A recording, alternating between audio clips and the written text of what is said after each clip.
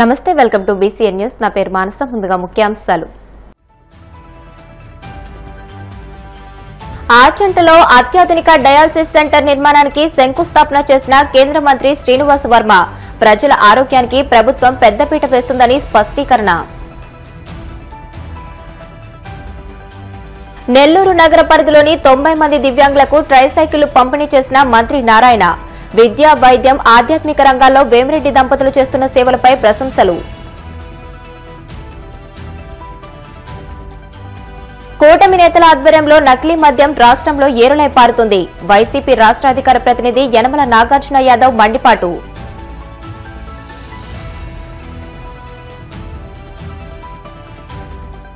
తిరుమల శ్రీవారిని దర్శించుకున్న పలువురు ప్రముఖులు ఆలయ మర్యాదలతో స్వాగతం పలికిన అధికారులు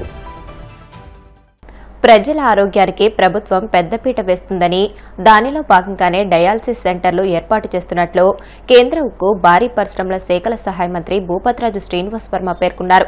పశ్చిమ గోదావరి జిల్లా ఆచంటలో సీఎస్ఆర్ నిధులు ₹1 కోటి డయాలసిస్ సెంటర్ కు ఎమ్మెల్యే పీతాని సత్యనారాయణ జిల్లా కలెక్టర్ నాగరాణిలతో కలిసి ఆయన భూమి పూజ చేశారు. ఈ సందర్భంగా శ్రీనివాస్ వర్మ మాట్లాడుతూ జిల్లాలో కిడ్నీ బాధితులు రోజురోజుకి పెరుగుతున్న నేపథ్యంలో నియోజకవర్గానికి ఒక డయాలసిస్ సెంటర్ ఏర్పాటు చేయాలని ఉద్దేశంతో పార్లమెంట్ నియోజకవర్గంలో భీమవరం ఆచంట తాడేపల్లిగూడెం అత్తెలి గ్రామాల్లో ₹5 కోట్లతో డయాలసిస్ సెంటర్లు ఏర్పాటు చేస్తున్నట్లు తెలియజేశారు.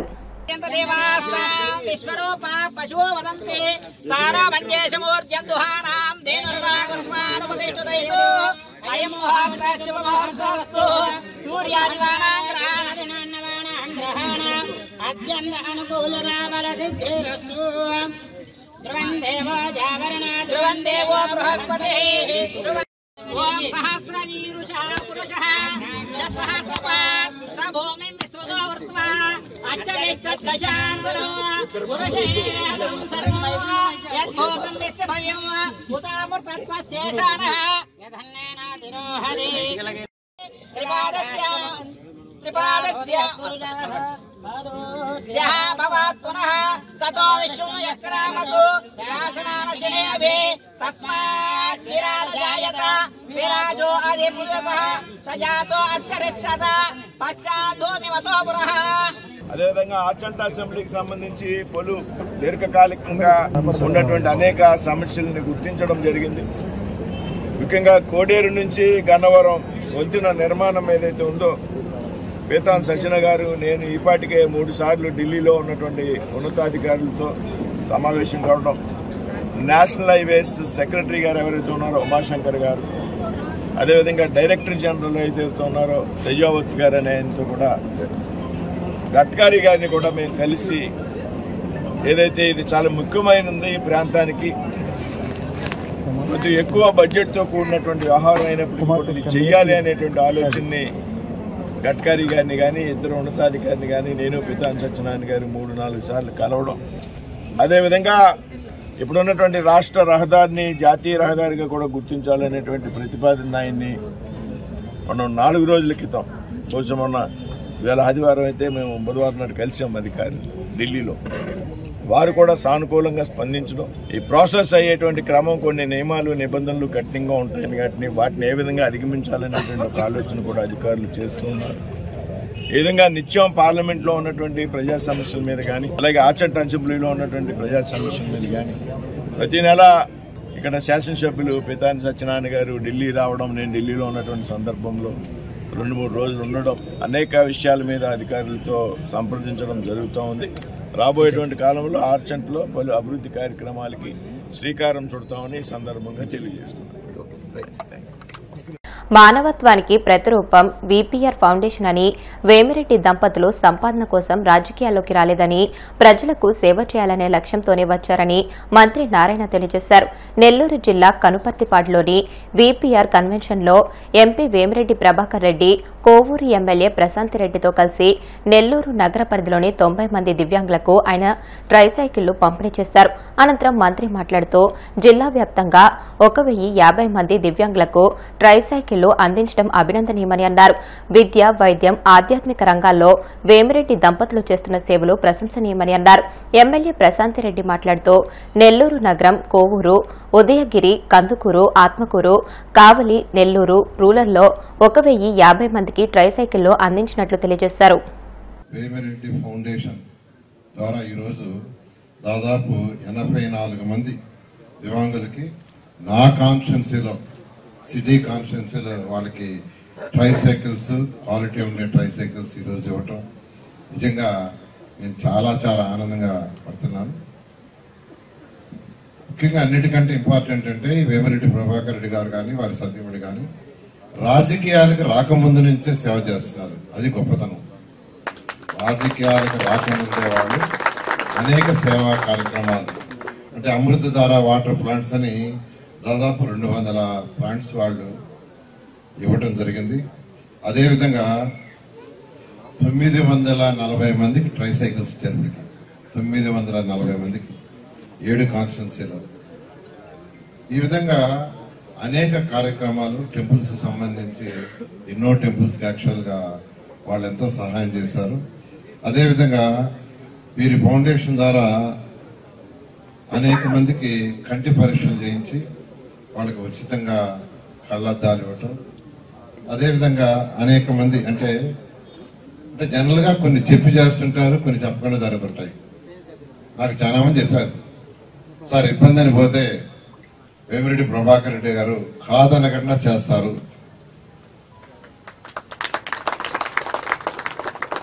అలా అనేక సేవలు నెల్లూరులో చేస్తూ ఈరోజు నేను శాసనసభ్యులుగా నెల్లూరు సిటీకి ఉన్నాను.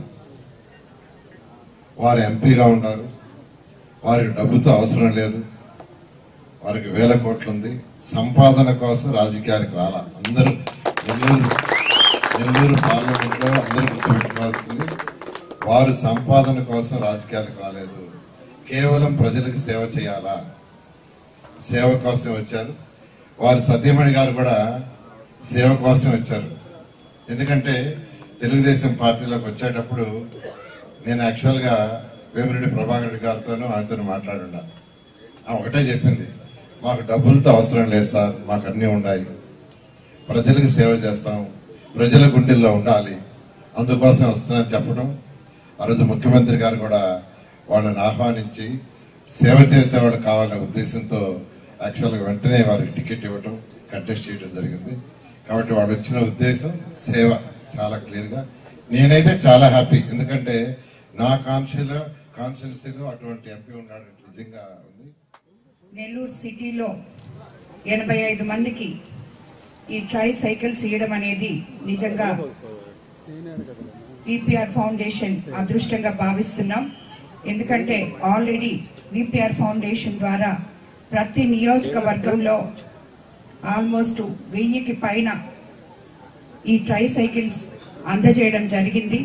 ఇందుకు ప్రతి ఒక్క ఎమ్మెల్యే సహకరించి ఎవరైతే దివ్యాంగులు వాళ్ళ నియోజకవర్గాల్లో ఉన్నారో వాళ్ళందరికీ ఈ విధంగా ఇప్పించడం జరిగింది. అదేవిధంగా ఈరోజు నెల్లూరు సిటీలో నారాయణ సార్ ఆధ్వర్యంలో, ఇక్కడ ఎంపీ గారి ఆధ్వర్యంలో ఈ దివ్యాంగులకి ఈ ట్రైసైకిల్స్ ఇవ్వడం జరిగింది. విపిఆర్ ఫౌండేషన్ మొదలుపెట్టి 2016లో మొదలుపెట్టాం. ఆ రోజు నుంచి ఈ రోజు వరకు నిరంతరం పేద ప్రజల సేవ కోసమే అంకితమైంది విపిఆర్ ఫౌండేషన్. ఇది రాజకీయాలకి అతీతంగా ఉన్న ఫౌండేషన్.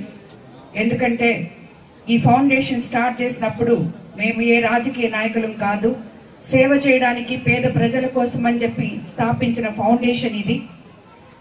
దాని తర్వాత ఈ సేవ మన దగ్గరకు వచ్చిన వాళ్ళకే చేస్తున్నాం. మనము ప్రజల్లోకి వెళ్తే ఇంకా ఎక్కువ మందికి సేవ చేయగలము అనే ఒకే ఒక ఉద్దేశంతో రాజకీయాల్లోకి వచ్చిన వాళ్ళం. ఎంపీ వేమిరెడ్డి ప్రభాకర్ రెడ్డి గారు కానీ, నేను కానీ. ఈరోజు ఇందాకే అబ్దుల్ అజీజ్ గారు చెప్పినట్టు నారాయణ సార్ కూడా మాకు తోడుగా ఈ నెల్లూరు సిటీలో ఉన్న ప్రజలకి ఆయన ఫౌండేషన్ ద్వారా ఎన్నో కార్యక్రమాలు చేస్తున్నారు. ఇలాంటి నెల్లూరు సిటీ ఇలాంటి ఒక ఎంపీని, ఎమ్మెల్యేగా, మినిస్టర్ గారిని కలిగి ఉండడం నిజంగా అదృష్టం అని చెప్పి నేను తెలియజేసుకుంటున్నాను. రాష్ట్రంలో ప్రస్తుతం బాబు బీరు సర్కార్ పాలసీ అమలవుతుందని, చంద్రబాబు కన్నుసన్నల్లో మద్యం మాఫియా చెలరేగిపోతుందని వైసీపీ రాష్ట్ర అధికార ప్రతినిధి యనమల నాగార్జున యాదవ్ మండిపడ్డారు.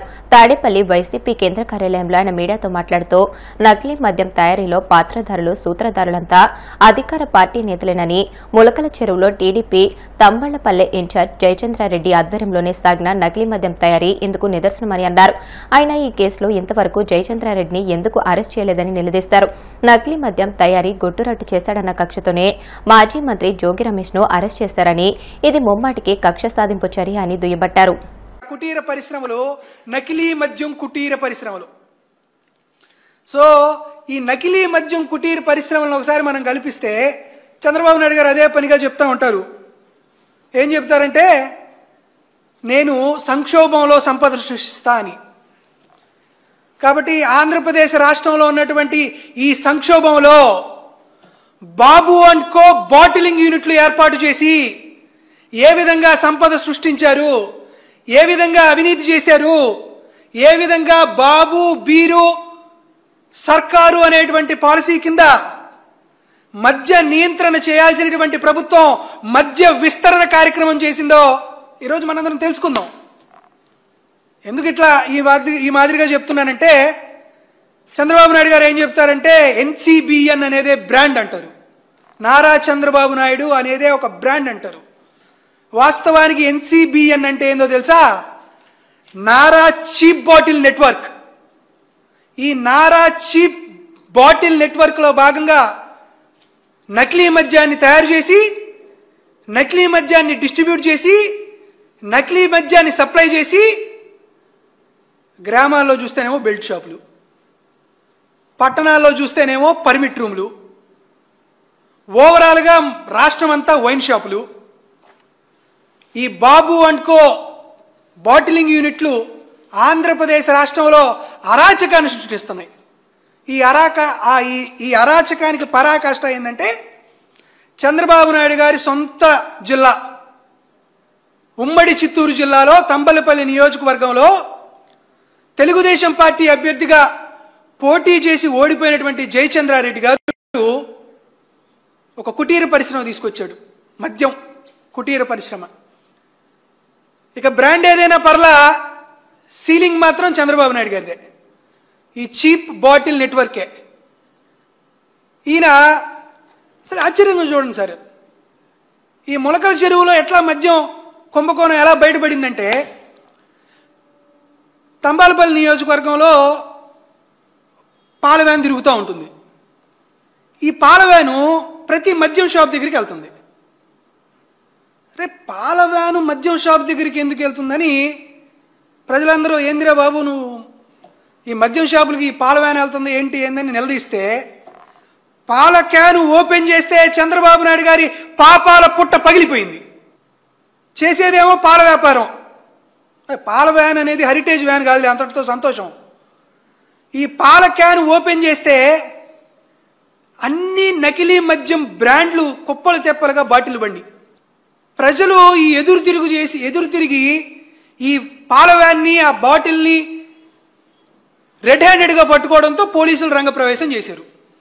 ఈ పోలీసులు రంగప్రవేశం చేసి ఆ పాల వ్యాన్ డ్రైవర్ని, వాడికి సంబంధించినటువంటి వ్యక్తులు వాళ్ళందరినీ పట్టుకొని, ఒరే నీకు ఈ నకిలీ మద్యం ఎక్కడి నుంచిరా వచ్చింది అని అంటే, వాళ్ళు చిన్నగా ఈ పోలీసులందరినీ ఎక్సైజ్ పోలీస్ స్టేషన్ దగ్గరికి తీసుకెళ్లారు. మరి నకిలీ మద్యం ఎక్సైజ్ పోలీస్ స్టేషన్ దగ్గరికి ఎక్కడుందిరా అని ఆశ్చర్యం వ్యక్తం చేస్తుంటే, ఎక్సైజ్ పోలీస్ స్టేషన్కి 250 మీటర్ల దూరంలో ఈ జయచంద్రారెడ్డి గారు ఒక కుటీర పరిశ్రమ పెట్టి అక్కడే నకిలీ మద్యం తయారు చేస్తున్నారు. ఇప్పుడు కాసేపు ప్రకటనలు.